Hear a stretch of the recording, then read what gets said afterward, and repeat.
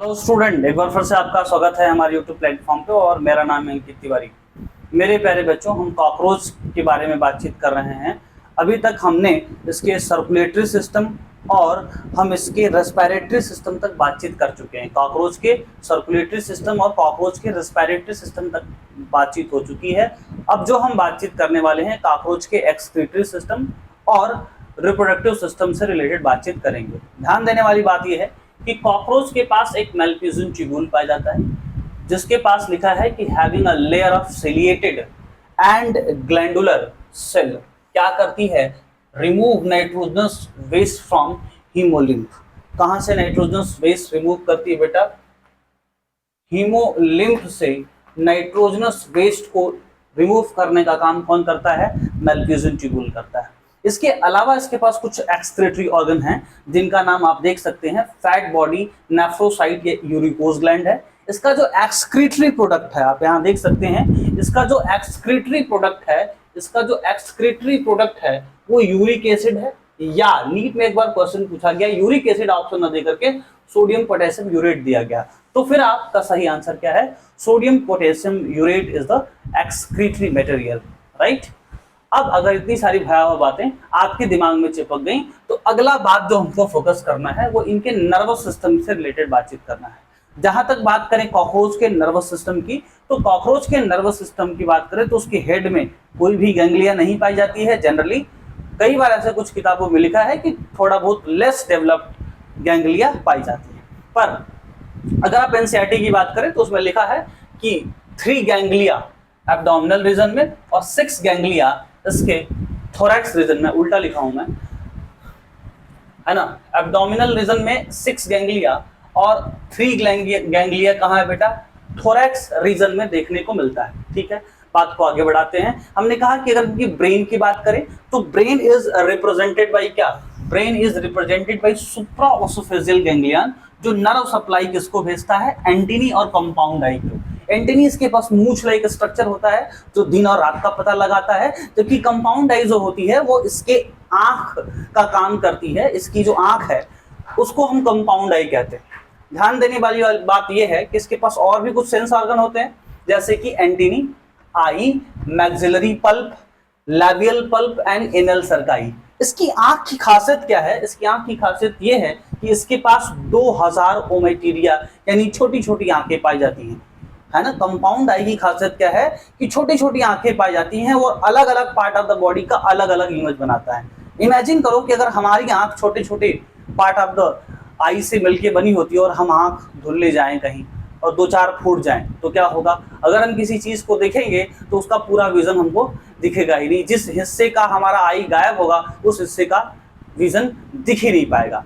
लेकिन कॉकरोच के साथ ऐसा है कि वो छोटी छोटी आई से मिलके बना है, यूनिट से मिलके बना है, जिसको हम क्या कहते हैं?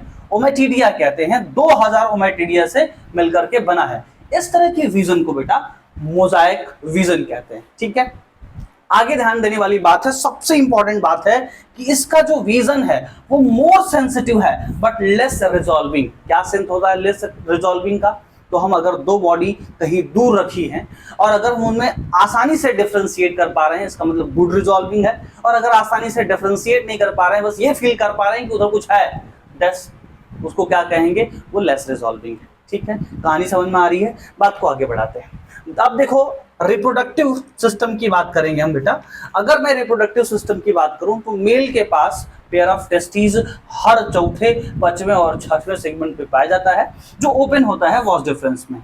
ये वॉस डिफरेंस ओपन होता है सेमिनल वेसिकल में। नीट में एक बार और क्वेश्चन पूछा गया।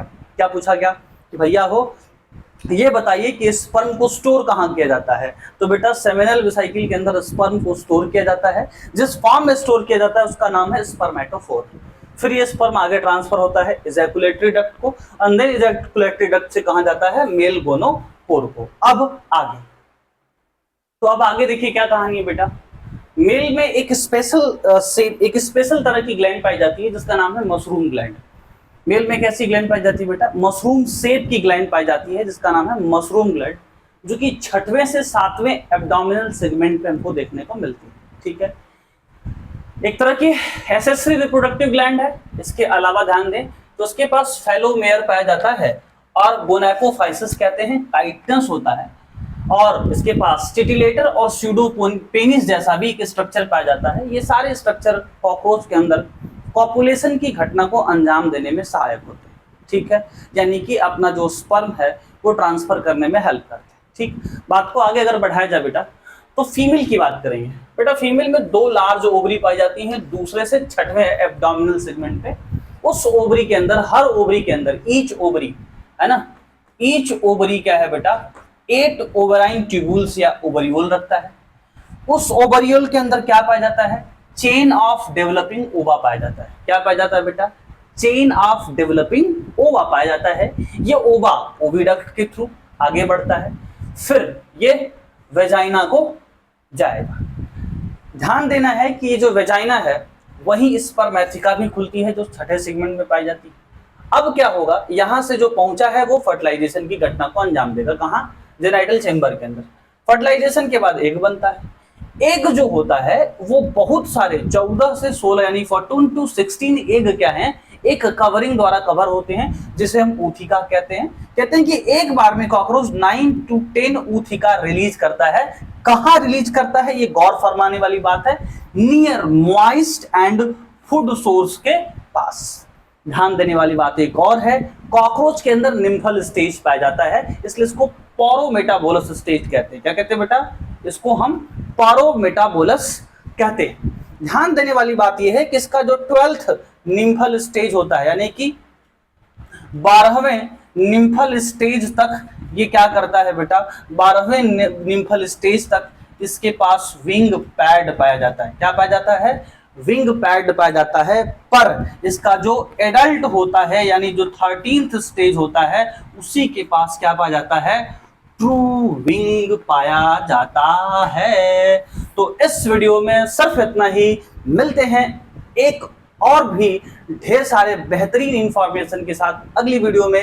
तब तक के लिए टाटा बाय बाय।